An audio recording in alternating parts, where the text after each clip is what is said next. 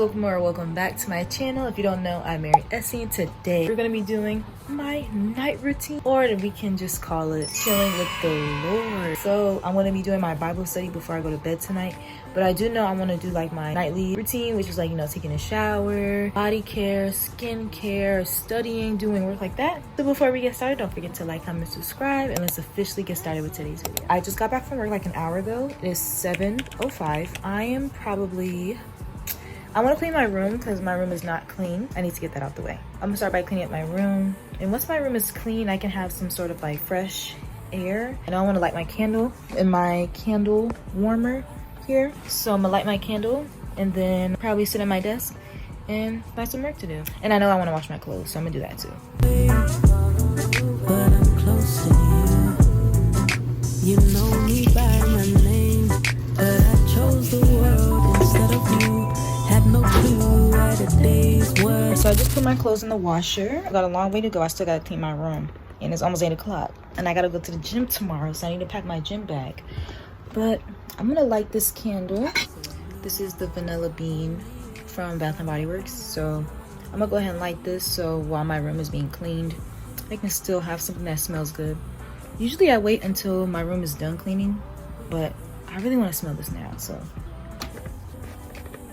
I'm using a warmer because I'm not gonna do the flame. So my clothes is now washing. Now all I need to do is some assignments done. I think what I'm gonna do first, I'm gonna write down all the stuff I need to get done, like work wise. Write it down on my iPad and then figure out what I'm gonna do today. On this weary road, heavy burdens on my shoulders, with no one to bear the load. Thought I could do it by myself, guess I was wrong. Then I heard a small voice say, this time you don't need to be strong. There's hope for tomorrow with him. There's joy. It's already 8:30 and I haven't even ate dinner yet. I have this reading, it's 16 pages, which that's not that bad. So I need to do that, read that, and write this discussion post. I feel like that's gonna take up some time. Like, I should have read this earlier today. I'm gonna go ahead and read that. I know I gotta do my Bible study tonight. I have to do it tonight. Got to. I'm gonna go to the gym tomorrow actually, because I realized I have a Zoom tomorrow morning. I can't go to the gym. I go to work tomorrow. I get off at midnight. So that means I won't have time to finish this. So I need to get it done now. Yo, I finally finished my discussion post. So now all I have to do is reply to somebody. So I'm gonna go ahead and reply to somebody when I'm done. I'm gonna go get something to eat real quick, even though it's 9 o'clock.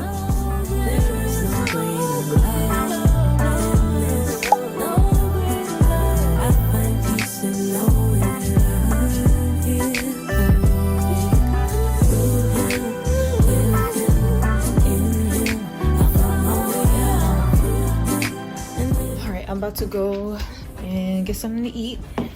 This light is so bright. I got some rice that I'm gonna eat, and I'm probably gonna air fry this chicken to warm it up if I can find it. But how y'all been though? How's life, guys? Starting this YouTube stuff back up again. Where's the chicken? Don't tell me the chicken's upstairs. So now I'm gonna wait for this chicken. My sister, I got us some Popeyes, so I'm gonna eat the Popeyes, and we have extra rice, so I'm gonna just get that.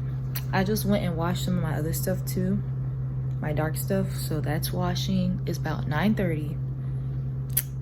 What am I about to do?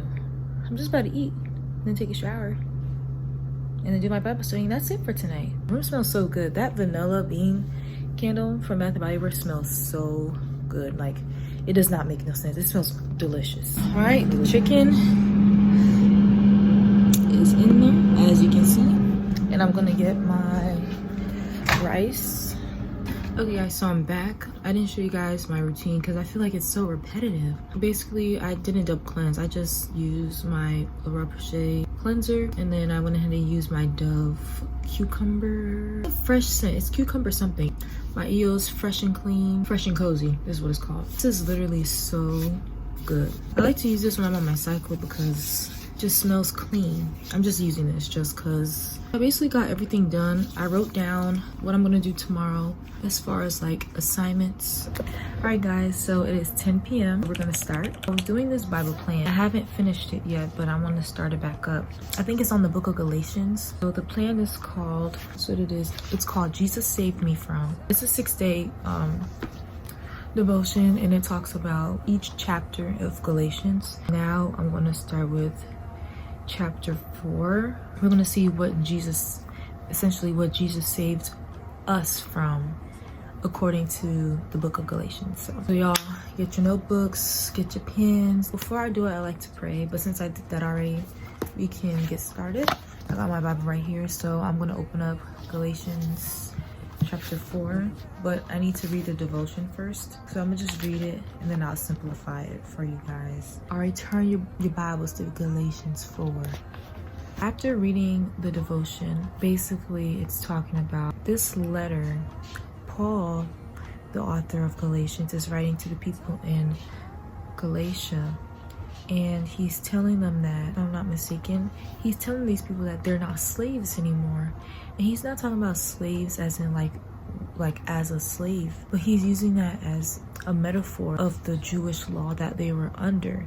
You know, as we know, the Jewish laws and customs were very serious laws. Like they were strict. There was no ways you can go through. According to the devotion, Paul is telling them that they're not slaves to that law anymore. Because of that of Jesus Christ, they are made new. I thought that was pretty interesting. I'm going to read the verse 9 in chapter 4. Says, "But now that you know God, or rather are known by God, how is it that you are turning back to those weak and miserable forces? Do you wish to be enslaved by them all over again?" And then verse 10 says, "You are observing special days and months and seasons and years." 11, "I fear for you that somehow I have wasted my efforts on you." He's just talking to those people. But it's like, y'all let me know what you guys think. But for me, I feel like, put this into perspective for our world. It's like we are delivered because of Jesus. We are delivered. We can do anything through him. So why should we go back to our old ways? Let's say if you were delivered from a liar and you just keep on lying. You found Jesus and now you're made new. But some people, I feel like it's a transition. It's hard to fully go to Jesus versus like, you know, I don't know how to explain, but you're like in the middle, you know, it's kind of like lukewarm. Paul is asking like, why would you want to go back? Wouldn't you want, you know, don't you want to know God? Like, just did all that and you're still like, I mean, you got one foot in, one foot out, baby. You gotta take that leap. The same way Peter took that walk on the water, right? You gotta take that step. I don't know, that's what I see it as, but I'm gonna read the whole verse of the chapter. I also want to add that from verse 1 to 5, Paul is also talking about how we are heirs to God. He's God. He is God. We know that. He brought his son to free us from the law, or free us from sickness and disease, or to free us from poverty, or free us from whatever the case may be. If we accept Jesus into our life, we are saying that we are not going to be part, and we're not going to be accustomed to these laws. Basically, in our terms, we're not going to act of the world. We're not going to be like the world, do in the world, and how they talk or how they look or how they dress. You know, just not being part of that, because that's not what we are. I don't know.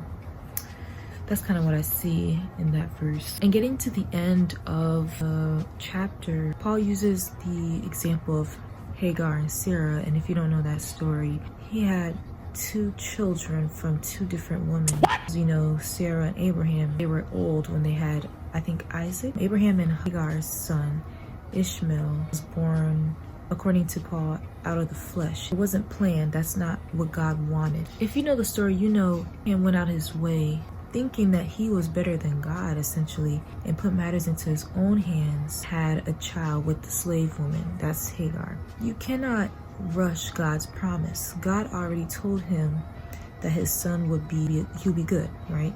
And that's Isaac. If I'm not mistaken, I haven't read this in a while. Abraham was being impatient and did it on his own, and that was not God's promise. We have to be patient and obedient when God is calling us to do so, because we cannot go out of our way and try and do something. That is just us being selfish and being like, hey, I'm better, I can do better things, I can make better judgment. no, we can't, because we will be wrong.